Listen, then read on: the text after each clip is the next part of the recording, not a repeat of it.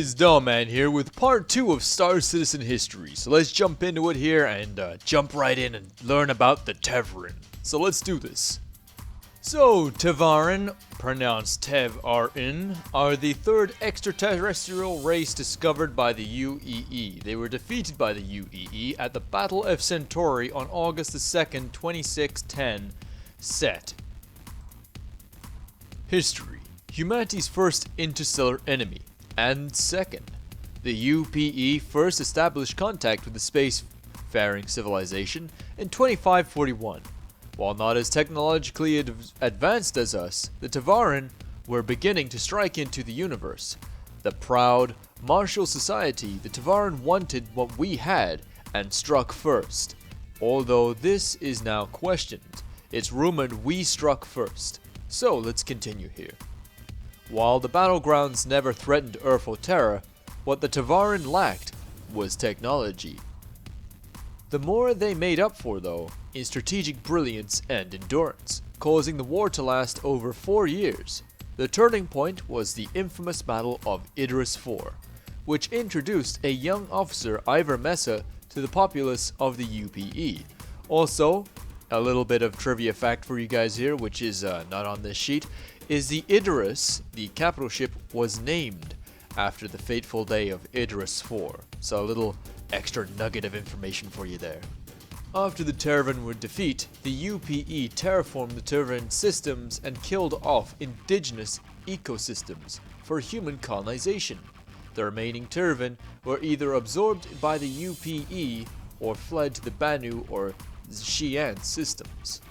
In 2603, the new Tevarin warlord, Korthal, emerged from the corners of the cosmos with a rebuilt Tevarin battle fleet and launched his first attack against the UEE systems. Their sole mission was to reclaim Elysium 4, their former homeworld. While it was a sympathetic cause that some humans could support, the UEE wasn't about to give up territory. This war lasted 7 years and touched almost every corner of the UEE. On August 2nd, 2610 set, Korthal suffered a catastrophic defeat at the hands of Squadron 42 at the Battle of Centauri. With his fleet rapidly falling to either destruction or surrender, Korthal mustered his remaining loyal pilots to make a desperate charge for Elysium 4.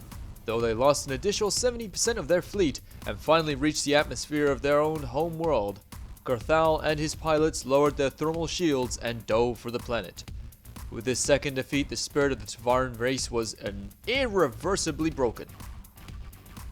Imperator Messer II used his victory to cement his place as ruler of the newly christened United Empire of Earth. Homeworld, formerly Kaleth. Native ecosystem exterminated through terraformization and colonized by humans. Renamed to Elysium 4, then later Jalan. Political system, former. The Tevarin were somewhere between the feudalistic society and the oligarchy. The military ran everything. The only way to upgrade your station in life was to distinguish yourself in combat. That being said, those not in the military weren't ignored. Since everybody contributed to the system, everybody was cared for. Some fought, others farmed. The highest title was Warlord. It sounds much more violent than it is. The Tevarin were not bloodthirsty race. They simply honored the art of war. Diplomatic status. There isn't an official Tevarin civilization or government, as the race has been absorbed by the UEE. A few showcase Tevarin have been given citizenship to display the UEE's tolerance, but total Tevarin citizens might be measured in triple or even double digits. The most notable of their showcase was Suj Kasi, a UEE Navy veteran and Medal of Valor recipient, who is currently running in the Jalen senatorial election. Military. Even though the Second Tevarin War ended over 300 years ago, 2610, there is nearly a culture-wide resentment of the UEE military that resonates to this day. The number of volunteers in the UEE military is very low. The majority of Tevarin in the military arrive via the UEE judicial system. Certain Tevarin criminals are offered a choice: serve your time on quarterdeck or do mandated number of tours in the front line. Usually patched together from Tevarin human convicts, it's possible, though rare, for Tevarin to elevate their rank from those squads into more legitimate branches of the Uae Military. Religion. Originally, Tevarin followed the Roija or Rijra, a warrior code similar to Bushido on ancient Earth. The Tevarin believed in honor, fealty, and duty above all else. Breaking their strict code meant excommunication or even execution in extreme cases. After the defeat of the First War and loss of their homeworld, the code began to lose popularity. The Second Tevarin War was an attempt to reclaim Tevarin's previous glory. When it failed miserably, the last believers of Roija flung themselves towards Caliph, burning up in the atmosphere, crashing into their planet. The rest abandoned beliefs for good. This climactic period was known among the Tevarin as the Purge, during which time most of the Tevarin destroyed their codex, the Holy Rite of Rija. Ships. The only currently known Tevarin ship is the Prowler. Star Systems. All known Tevarin systems and world were seized by the Uae, except for the recently discovered abandoned hidden Tevarin fortress world of Cabal 3. Culture. There is a sadness and anger, though most of the Tevarin a melancholy that their species is on the decline.